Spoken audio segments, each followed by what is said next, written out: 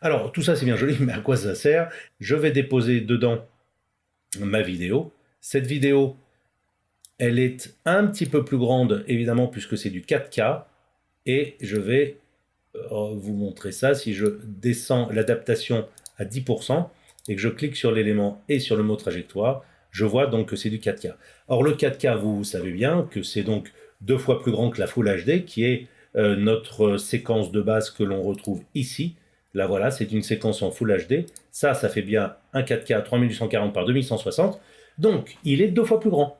Et étant 2 fois plus grand, c'est ça que l'on voit là actuellement. On voit ces options de transformation tout autour par rapport à la taille de notre séquence, c'est-à-dire le film réel qui va être fait à la fin.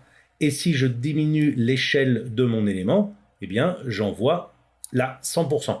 Alors ça, petit truc et astuce, c'est pas forcément sûr d'être exactement au bon endroit. Donc en cliquant droit dans la timeline, je peux définir mon clip actuel, le Coffee, le mettre à la taille de l'image. Ding. Et là, je vois que le pourcentage est bien passé à 50%. Donc le 4K est 2 fois plus grand que la Full HD. J'ai eu le choix. Donc, alors là, on va pouvoir commencer. Et qu'est-ce qu'on fait? Eh bien, ça, je vais maintenant me remettre sur adapter pour qu'on y voit un tout petit peu plus grand, plus. Et donc, j'agrandis tout ça.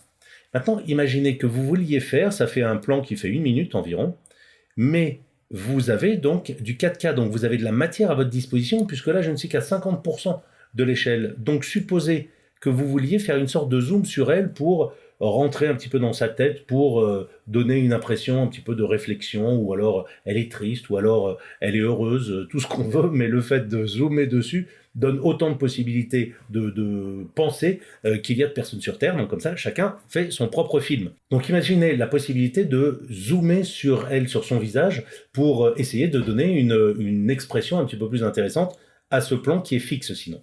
Comme c'est du 4K, on vient de le voir, je suis donc à 50% seulement de la taille de mon document final. Donc ce que je vais faire, c'est que je vais prendre mon point d'ancrage et le mettre sur son visage ici.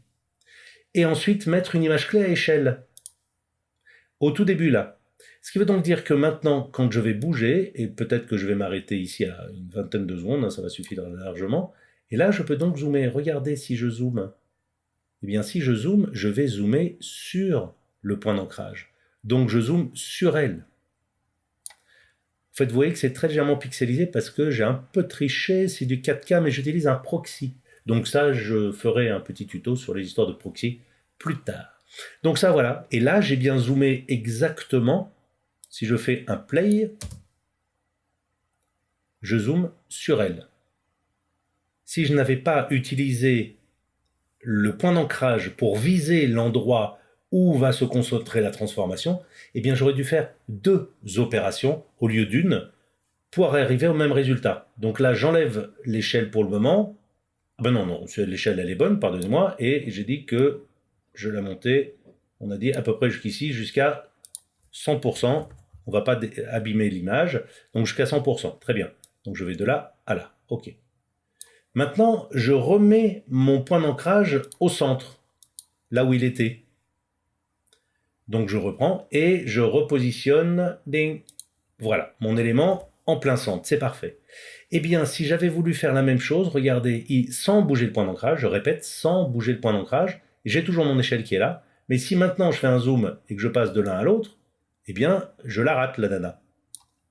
Alors que si je mets une échelle plus une position, eh bien, je mets une image clé pour la position, je vais à la fin pour l'échelle, sur ma deuxième image clé, et je vais bouger la position de telle sorte à avoir un autre plan ici pour avoir elle qui sera en face. Donc vous voyez que je suis obligé d'utiliser et la position et l'échelle pour obtenir le même résultat que je pourrais obtenir directement avec le point d'ancrage. On va faire une dernière expérience avec cette jeune femme que j'ai là dans mes médias. Je vais faire une nouvelle séquence basée sur une de mes préconfigurations qui est la Full HD qui est là. Ok, parfait. Je le mets, la voici. Et ma jeune femme, je la dépose et j'appuie sur Astérix. Et là, je vois que l'image est énorme. 10%, Ça me permet de double-cliquer dessus ou alors de cliquer sur le mot trajectoire où j'ai ma petite icône là et de voir les options de transformation. Donc on voit que là je suis à 100%, elle est donc bien assez énorme. Je fais un clic droit ici comme je vous l'indiquais tout à l'heure et puis je définis sur la taille de l'image.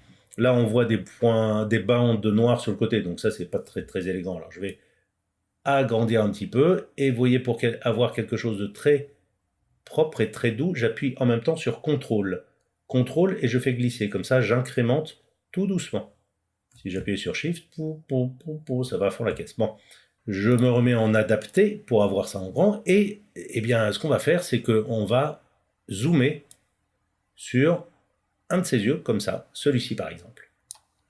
Et là maintenant, si je mets une image clé là et que je mets une image clé à peu près à la fin ici, en zoomant, là, comme c'est une image de bonne qualité, on peut zoomer. Là, je suis à 300%. Évidemment, on n'est pas censé le faire. Attention, on ne dépasse pas 100% des médias, très rarement.